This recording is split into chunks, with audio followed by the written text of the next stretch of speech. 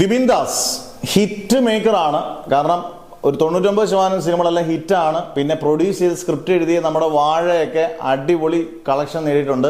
വിപിൻ ദാസ് സംവിധാനം ചെയ്യുന്ന ഏറ്റവും ലേറ്റസ്റ്റ് ആയിട്ട് സംവിധാനം ചെയ്യുന്ന പടം സന്തോഷ് ട്രോഫി എന്ന് പറയുന്ന സിനിമയാണ്. പൃഥ്വിരാജ് ആയിരുന്നു നായകൻ. പക്ഷേ ഇന്നലെ മുതലുള്ള റിപ്പോർട്ടുകൾ തിരിച്ചു വരുന്നേക്കുന്നത് പൃഥ്വിരാജ് ഈ സിനിമയിൽ നിന്ന് ഔട്ടായി എന്നുള്ളതാണ്.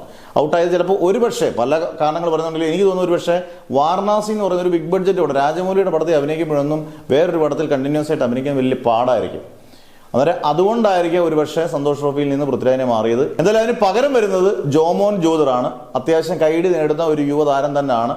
പിന്നെ വിപിൻ ദാസിന്റെ സ്ക്രിപ്റ്റ് നല്ല അടിപൊളിയായിട്ടുണ്ടെങ്കിൽ, അത്യാവശ്യം ചിരിക്കാനും സംഭവങ്ങളൊക്കെ ഉണ്ടെങ്കിൽ ഓട്ടോമാറ്റിക്കായിട്ടും ഇതൊരു പ്രത്യേക സ്റ്റോറിയാണ് താനും സന്തോഷ് ട്രോഫി. അന്നേരം വിജയിക്കാനുള്ള ചാൻസ് കൂടുതലാണ്. അതുകൊണ്ടായിരിക്കും അദ്ദേഹം ജോമൻ ജോദറിനെ കാസ്റ്റിംഗിലേക്ക് പൃഥ്വിരാജിന് പകരം കാസ്റ്റ് ചെയ്തിരിക്കുന്നത്. എന്തായാലും ഇതൊരു സ്ട്രോങ് റൂമേഴ്സ് മാത്രമായിരിക്കാനല്ല ചാൻസ്, ഇതായിരിക്കാൻ ചാൻസ് കൂടുതലാണ്. പൃഥ്വിരാജ് പുറത്താണ്, കാരണം വാരണാസിയുടെ തിരക്കാണെന്നാണ് നമ്മൾ പ്രതീക്ഷിക്കുന്നത്. എന്തായാലും സന്തോഷ് ട്രോഫി ഗംഭീര സിനിമയാകട്ടെ.